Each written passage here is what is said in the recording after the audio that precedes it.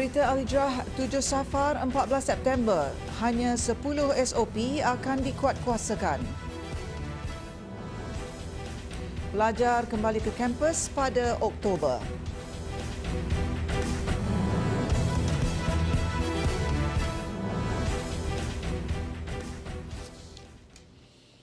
Bismillahirrahmanirrahim. Assalamualaikum warahmatullahi taala wabarakatuh. Berita Al-Hijrah malam ini bersama saya Aziza Arifin. Prosedur operasi standard SOP untuk kesemua fasa Pelan Pemulihan Negara PPN akan diperkemas dan dilonggarkan.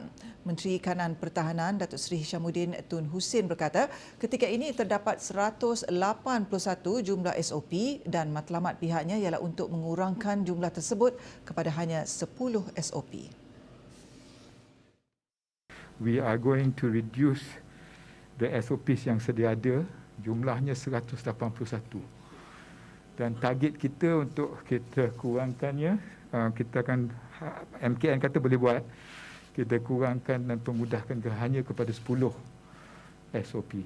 It will take give me a bit of time, but I think it will be a lot easier for the public to understand by reducing 181 SOPs to 10. Menurut Datuk Seri Hishamuddin, keputusan itu akan dimuktamadkan dalam tempoh 2 atau 3 minggu lagi selari dengan peralihan negara ke fasa endemik pada Oktober. Tambahnya, SOP baru yang bakal diperkemas juga akan dipastikan lebih mudah difahami rakyat, golongan industri dan pihak yang menjalankan kuasa. Pengumuman berkenaan kelonggaran SOP itu nanti akan dibuat oleh Perdana Menteri Datuk Seri Ismail Sabri Yaakob.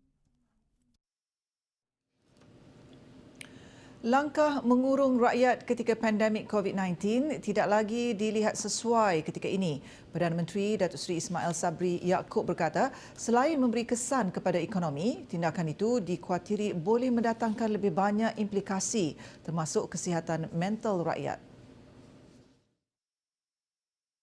Kerajaan telah mempertimbangkan pembukaan sektor tertentu sebagai salah satu cara untuk memulihkan kembali ekonomi negara. Kita semua sedia maklum tentang kesusahan rakyat akibat daripada penutupan sektor-sektor ekonomi. Pembukaan semula 11 sektor ekonomi di negeri-negeri fasa 1 Pelan Pemulihan Negara wajar berikutan dengan keputusan penerima vaksinasi yang tinggi ketika itu. Beliau menjawab soalan Ahli Parlimen Jempol, Datuk Muhammad Salim Sharif berhubung kewajaran pembukaan semula 11 sektor ekonomi ketika kes harian COVID-19 masih di tahap membimbangkan. Tegasnya, kelonggaran diberikan setelah penilaian risiko Kementerian Kesihatan Malaysia KKM dan prosedur operasi standard SOP ketat di premis perniagaan yang dibenarkan dibuka. Datuk Seri Ismail Sabri berkata kelonggaran sektor ekonomi memberi peluang kepada rakyat untuk memperbaiki kehidupan yang terkesan akibat pandemik COVID-19. Dalam pada itu katanya, dengan kelonggaran yang diberi, rakyat perlu berdisiplin untuk membuat kawalan kendiri di samping kekal menjaga SOP. Kementerian Kesihatan Malaysia KKM akan menubuhkan unit penghantaran pantas sebagai persediaan jika berlaku lonjakan kes COVID-19 disebabkan oleh varian baru. Menterinya Khairi Jamaluddin Abu Bakar berkata unit itu akan berperanan menghantar segera unit rawatan rapi ICU modular dan bekalan peralatan kesihatan ke negeri-negeri yang mungkin mengalami peningkatan mendadak kes COVID-19. Saya ingin maklumkan bahawa mengambil iktibar daripada apa yang berlaku di Sabah, mungkin kita akan melihat dari masa ke semasa ada negeri yang akan melihat peningkatan kes dan juga memerlukan kemudahan oksigen. Dan di samping kita memastikan bahawa katil yang tetap yang mempunyai kemudahan pipe in oksigen itu jumlah dia selesa, tapi Kementerian Kesihatan Malaysia akan menubuhkan satu rapid deployment unit di mana modular ICU boleh dihantar dengan cepat, oksigen boleh dihantar dengan cepat kepada mana-mana negeri. Khairi Jamaluddin berkata demikian ketika menjawab pertanyaan Ahli Parlimen Sempurna Datuk Seri Shafie Apdal pada sidang Dewan Rakyat hari ini. Tambah beliau, penubuhan unit itu diharap dapat memastikan isu katil tidak cukup oksigen tidak lagi berulang. Sementara itu, Khairi Jamaluddin memaklumkan KKM baru-baru ini telah menambah keperluan peralatan perubatan ke Sabah bagi menangani peningkatan kes COVID-19 di negeri itu. Katanya sebanyak 480 unit silinder oksigen serta 48 kotak regulator oksigen sudah pun dihantar ke Sabah. Pelajar Institut Pengajian Tinggi IPT akan mula kembali ke kampus secara berperingkat bermula 15 Oktober ini. Menteri Pengajian Tinggi Datuk Seri Dr. Noraini Ahmad berkata, kemasukan semula pelajar secara fizikal ke kampus hanya akan membabitkan mereka yang sudah lengkap divaksin. Ini merupakan satu langkah bagi membentuk persekitaran yang selamat dan herd immunity di kampus. Bagi pelajar yang tidak boleh divaksin atas faktor kesihatan, mereka diminta untuk menghubungi IPT masing-masing untuk penyelarasan. Jelas Datuk Seri Noraini, kemasukan semula pelajar yang lengkap divaksin akan membabitkan semua kategori pelajar di semua peringkat fasa Pelan Pemulihan Negara PPN. Kaedah pergerakan pelajar ke kampus katanya adalah menggunakan kenderaan sendiri, dihantar ibu bapa, berkongsi kenderaan mengikut kapasiti dibenarkan ataupun menggunakan pengangkutan udara. Tegasnya, prosedur operasi standard SOP yang ketat akan diamal bagi menguruskan pergerakan keluar dan masuk pelajar. Pergerakan pelajar kembali ke kampus adalah berdasarkan kepada dua perkara berikut. Pertama, bagi IPT di Semenanjung, hanya surat kebenaran kembali ke kampus daripada IPT diperlukan. Sementara, kedua, bagi IPT di Sarawak, Sabah dan Labuan adalah tertakluk kepada SOP yang dikuatkuasakan oleh kerajaan negeri masing-masing. Pelajar perlu mendapatkan surat kebenaran rentas daerah ataupun rentas negeri daripada Polis Diraja Malaysia dengan menjalani ujian swab RT-PCR. Sementara itu, Datuk Seri Noraini berkata kementeriannya akan melaksanakan program Vac to Campus untuk meningkatkan vaksinasi lengkap dalam kalangan warga institusi pengajian tinggi IPT sebelum kampus dibuka. Program itu dijalankan dengan kerjasama Badan Bertindak Imunisasi COVID-19 CITF. Sementara itu, semua pelajar Universiti Awam akan menikmati pengurangan yuran sebanyak 20% bagi semester 1 sesi 2021-2022. Menteri Pengajian Tinggi Datuk Seri Dr. Noraini Ahmad berkata langkah itu bagi mengurangkan bebanan keluarga dan pelajar. Atas dasar keprihatinan serta kecaknaan KPT terhadap bebanan keluarga dan pelajar, saya ingin mengumumkan di sini bahawa pengurangan yuran sebanyak 20% kepada semua pelajar warga negara di Universiti Awam bagi semester 1, sesi 2021-2022 yang bakal memanfaatkan seramai 555,340 pelajar. Menurut Datuk Seri Noraini, inisiatif itu akan melibatkan peruntukan keseluruhan berjumlah RM175 juta. Selain bantuan yuran, di bawah inisiatif KPT Prihatin dan Prinsip Keluarga Malaysia, program berkaitan kesihatan mental dan kaunseling akan turut disediakan kepada pelajar. Sebanyak 21 kes jangkitan COVID-19 membabitkan varian Delta dan Beta telah dikesan di negeri Terengganu sejak Julai lalu. Pengarah Kesihatan Terengganu, Datuk Dr. Kasamani Embung berkata, varian berkenaan telah menular dan dikesan di 7 daerah kecuali daerah Kuala Nerus. Kalau kita lihat di sini, sebenarnya hanya Kuala Nerus je yang belum kita kesan dengan varian ini.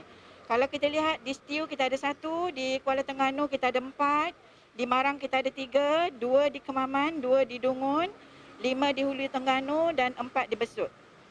Justru itu, beliau menggesa dan mengingatkan orang ramai agar mematuhi prosedur operasi standard SOP yang ditetapkan. Gesaan itu bagi mengelakkan orang ramai dijangkiti berikutan keboleh jangkitan varian Delta lebih cepat. Beliau berkata demikian selepas program mobilisasi vaksin rumah ke rumah warga emas di sekitar daerah Marang siang tadi. Tambah Dr. Kasemani lagi, setakat ini 90% populasi golongan dewasa di negeri Terengganu telah menerima suntikan dos pertama vaksin COVID-19. Pemantauan pihak berkuasa di sekitar Perak hari ini mendapati tiada premis dikesan menjual kit ujian kendiri COVID-19 melebihi harga maksimum RM19.90 yang ditetapkan. Exco Perdagangan Dalam Negeri dan Hal Ehwal Pengguna Negeri, Datuk Abdul Yunus Jamahri berkata, sebaliknya pemeriksaan mendapati terdapat premis yang menjual lebih murah iaitu pada RM16.50. Alhamdulillah, setakat ini pihak KPDN SAP Perak telah mengadakan pemantauan di seluruh negeri Perak. Bermula daripada tarikh pelaksanaan pada 5 September hinggalah ke 13 bulan. Kita tidak menerima sebarang aduan berkaitan dengan penjualan kit ujian pantas tersebut dengan harga yang lebih daripada harga kawalan. Jadi maksudnya pihak farmasi, peniaga faham dan mengambil tanggungjawablah di atas pelaksanaan harga kawalan tersebut. Datuk Abdul Yunus berkata 25 premis di negeri itu diperiksa sejak 5 September lalu dan kesemuanya mematuhi penetapan harga tersebut. Pihaknya juga memastikan premis yang menjual kit tersebut pada harga murah memenuhi standard yang ditetapkan Kementerian Kesihatan. Namun ujar beliau, pengguna diingatkan supaya tidak tertipu dengan kit ujian kendiri COVID-19 tiruan walaupun belum ada laporan diterima setakat ini. Datuk Abdul Yunus berkata demikian kepada media selepas membuat pemantauan ke atas harga maksimum kit ujian pantas antigen COVID-19 di sebuah pasaraya di Ipoh hari ini.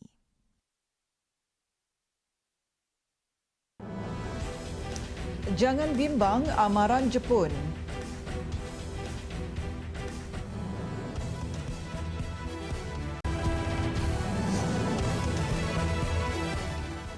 Alhamdulillah bertemu kembali.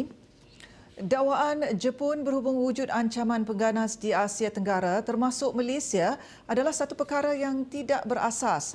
Menteri Kanan Pertahanan Datuk Seri Hishamuddin Hussein berkata amaran itu dikeluarkan pihak Jepun bersandarkan laporan sebuah platform media. Military intelligence have briefed me. Dia bersandarkan kepada satu platform media. Ianya IGP pun membuat kenyataan pagi tadi. Ianya tidak ada asas langsung berhubung kait dengan isu pengganas-pengganas. Dan saya akan tengok Wisma Putra menanya apa sebabnya Jepun telah mengeluarkan kenyataan berkenaan. Beliau turut mengesahkan dakwaan itu tidak perlu dibimbangi terutama oleh rakyat Malaysia. Semalam, media melaporkan Kementerian Luar Jepun menasihatkan semua rakyatnya di Indonesia, Filipina, Singapura, Malaysia, Thailand dan Myanmar untuk mengelak berada berdekatan kemudahan keagamaan dan kawasan sesak lain. Amaran itu memetik laporan perisikan dan kemungkinan terdapat serangan pengebom berani mati di lokasi tumpuan orang ramai seperti rumah ibadat. Seorang pembantu perubatan sebuah klinik kerajaan didakwa di Mahkamah Majistret Tanah Merah hari ini atas pertuduhan memandu kereta sehingga menyebabkan kematian 2 penunggang motosikal, manakala seorang lagi parah di Jeli Jumaat lalu. Tertuduh Zuraili Muhammad, 36 tahun, bagaimanapun mengaku tidak bersalah selepas pertuduhan terhadapnya dibacakan oleh jurubahasa di hadapan Majistret Muhammad Nasruddin Muhammad. Mengikut pertuduhan, tertuduh didapati memandu sebuah kereta secara berbahaya sehingga menyebabkan kematian 2 orang penunggang motosikal, manakala seorang lagi cedera parah. Kesalahan itu dilakukan olehnya di kilometer 87 Jalan Kota Baru Macang, Gerik dekat Jeli, kira-kira pukul 11:11 pagi pada 10 September lalu. Tertuduh didakwa mengikut Seksyen 41, Kurungan 1, Akta Pengangkutan Jalan 1987, Akta 33887 yang memperuntukkan hukuman penjara tidak kurang 5 tahun dan maksimum 10 tahun dan denda tidak kurang RM20,000 serta tidak lebih RM50,000 jika sabit kesalahan. Mahkamah membenarkan tertuduh diikat jamin sebanyak RM10,000 dengan seorang penjamin selain menetapkan tarikh 1 November depan untuk sebutan semula kes. Media sebelum ini melaporkan 2 lelaki maut selepas motosikal yang ditunggang mereka merempuh sebuah kereta jenis Honda Civic yang membuat pusingan U secara mengejut. Kejadian itu menyebabkan penunggang motosikal berusia 17 tahun dan seorang lagi mangsa berusia 31 tahun meninggal dunia di lokasi kejadian. Seorang lagi mangsa yang juga berusia 17 tahun mengalami kecederaan parah dalam nahas itu. Ujian saringan air kencing turut mendapati tertuduh positif dadah jenis methamphetamine ketika memandu keretanya. Cubaan mengedar dan menyeludup dadah ke negara jiran bernilai RM1.95 juta berjaya dipatahkan Agensi Penguatkuasaan Maritim Malaysia dalam satu serbuan di perairan Muar Johor pagi tadi. Pengarah Maritim Johor Laksamana Pertama Maritim Nurul Hizam Zakaria berkata, serbuan dibuat hasil maklumat risikan dan intipan oleh bahagian risikan Ibu Pejabat Maritim Malaysia. Jelas Nurul Hizam, pihaknya telah mengesan sebuah bot fiber yang mencurigakan tanpa nombor pendaftaran di kedudukan 1.6 Batu Nautika, Tenggara Sungai Kesang, Johor. Pemeriksaan ke atas bot berkenaan telah menjumpai 2 bagasi berwarna hitam yang mengandungi 38 bungkusan teh Cina berwarna hijau yang disyaki dadah jenis Shabu seberat 39 kilogram. Modus operandi pihak penyeludup dadah ini sebenarnya adalah untuk membawa keluar dadah dari Malaysia ke negara jiran dan seterusnya bot aset operasi maritim telah mengejar bot tersebut dan bot telah menuju ke arah daratan dan seterusnya mereka melarikan 2 orang disyaki penyeludup ini telah melarikan diri di kawasan hutan bakau yang berhampiran. Beliau berkata demikian pada sidang media di Bilik Mesyuarat Zon Maritim Batu Pahat, Johor. Katanya dadah yang dirampas dipercayai dibawa dari negeri utara Semenanjung untuk diseludup ke negara jiran Indonesia. Kes disiasat di bawah Seksyen 39B Akta Dadah Berbahaya 1952. Nurul Hizam berkata bermula Januari hingga September tahun ini, sebanyak 121 kilogram dadah dengan nilai keseluruhan berjumlah RM6.05 juta telah dirampas. Seorang remaja perempuan maut dalam kebakaran sebuah rumah di Kampung Baru Kundang, Selangor pagi tadi. Mangsa B. Trivia, 19 tahun, dilapor melecur teruk dan disahkan meninggal dunia di lokasi kejadian. Ketika kejadian, mangsa berada di rumah bersama adiknya. Namun tindakan pantas penduduk berjaya menyelamatkan nyawa B. Wishnu yang berusia 3 tahun. Dia budak-budak 2, dia kena api. Lepas tu padam api, lepas tu saya kasih padam, lepas tu saya tarik keluar. Itu budak kecil, tu 3 tahun ni hidup lagi. Tak ada. Pengarah Jabatan Bomba dan Penyelamat Selangor Nur Azam Khamis berkata pihaknya menerima panggilan tentang kejadian itu pada jam 11 pagi dan tiba di lokasi kira-kira 9 minit kemudian. Hasil siasatan awal kita mendapati kedua-dua remaja ini berada dalam rumah dan keluarga mereka bekerja di luar. Kita menerima panggilan pada jam 11 pagi dan kita tiba pada jam lebih kurang 9 minit kemudian bersama dengan 3 buah jentera iaitu 2 FRT dan 1 water tanker dengan keanggotaan seramai 25 anggota. Punca kebakaran dan jumlah kerugian masih disiasat. Mangsa yang cedera sedang menerima rawatan di Hospital Sungai Buloh. Dalam memacu negara menjadi hub industri halal bertaraf dunia, kerajaan sentiasa prihatin terhadap semua aspek berkaitan industri halal. Menteri di Jabatan Perdana Menteri Hal Ehwal Agama Idris Ahmad berkata, keprihatinan itu merangkumi aspek pensijilan, perundangan berkaitan halal, pembangunan industri, pembangunan sumber manusia, pendidikan dan lain-lain.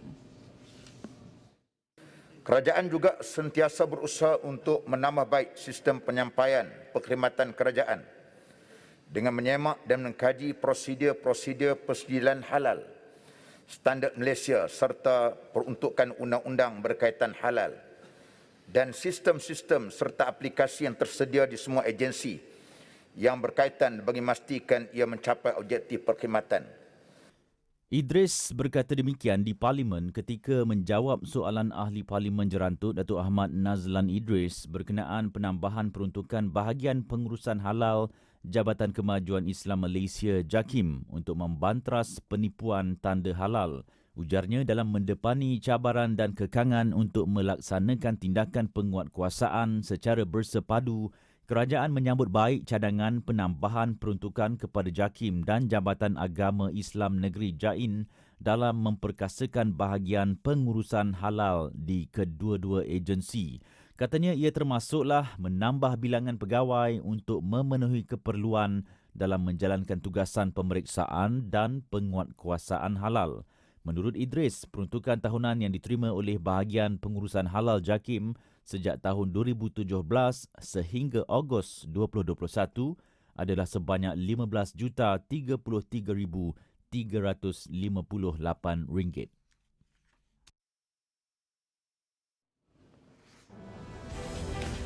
COVID-19 meningkat di Idlib.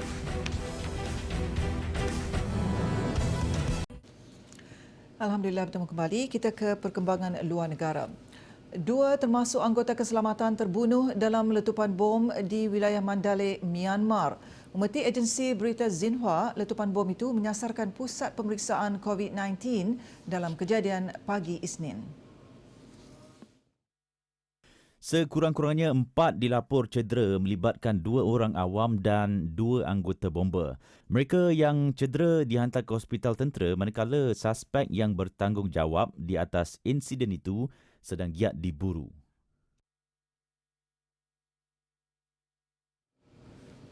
Jangkitan COVID-19 dilapor terus meningkat di Idlib, Syria.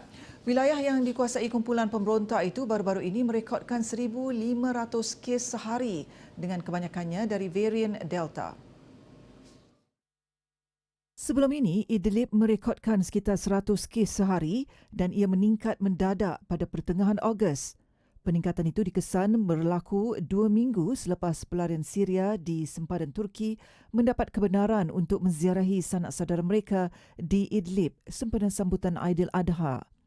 Pengarah Kesihatan Idlib, Dr. Salim Abdan berkata, Idlib ketika ini berdepan gelombang kedua COVID-19 di mana hospital telah melebihi kapasiti dan mereka kekurangan bekalan oksigen dan ubat-ubatan. Setakat ini, Idlib merekodkan 53,000 kes dan 877 kematian, manakala hanya 58,000 penduduk telah divaksin. Kempen vaksin dalam masa sama mengalami gangguan akibat konflik berterusan. Pada 8 September lepas, kemudahan perubatan dan pusat kesihatan di Kampung Marayam, Idlib, musnah akibat serangan tentera kerajaan walaupun gencatan senjata dipersetujui akhir tahun lepas.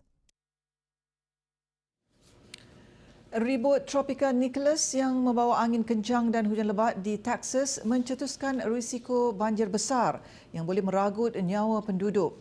Ribut yang boleh bertukar kepada taufan tahap 1 itu mula membadai selatan Amerika Syarikat awal pagi Selasa dengan angin berkelajuan 120 km sejam. Risiko banjir itu turut dijangka melanda kawasan bandar termasuklah di Louisiana. Amaran berjaga-jaga turut dikeluarkan kepada penduduk berikutan hujan lebat dijangka berterusan. Mereka dinasihat untuk tidak memandu dalam keadaan gelap dan hujan lebat. Ancaman ribut tropika itu turut menyebabkan beberapa penerbangan dibatalkan di Houston. Sebelum itu, penduduk membanjiri stesen minyak dan pasaraya bagi mendapatkan stok barang keperluan asas. Nicholas adalah ribut kedua yang melanda Amerika Syarikat dalam tempoh beberapa minggu ini selepas taufan Aida yang meragut puluhan nyawa pada Ogos lepas. 1,400 penduduk di Gujarat, India dipindahkan kawasan lebih tinggi berikutan banjir yang berpunca dari hujan lebat. Perpindahan penduduk dibantu pasukan penyelamat berikutan arus deras yang membahayakan penduduk. Kawasan rendah di wilayah itu mula tenggelam berikutan arus deras dan sungai Aji yang melimpah. Di Jamnagar dan Rajkot, pasukan penyelamat terpaksa menggunakan jaket keselamatan dan tali bagi membantu penduduk keluar kerana bimbang mereka dihanyutkan oleh arus deras. Titi juga terpaksa dibina bagi memudahkan pergerakan. Operasi perpindahan turut berdepan detik sukar berikutan paras air yang tinggi selain hujan lebat yang masih berterusan. Rajkot menerima kuantiti hujan yang tinggi dalam tempoh 24 jam sehingga mencetuskan banjir. Sekian berita Al-Hijrah. Sebelum berpisah, jangan lupa saksikan La Tahzan pada jam 9 malam ini dengan tajuk Luka Fitnah. Saya Azizah Arifin. Assalamualaikum warahmatullahi taala wabarakatuh dan selamat malam.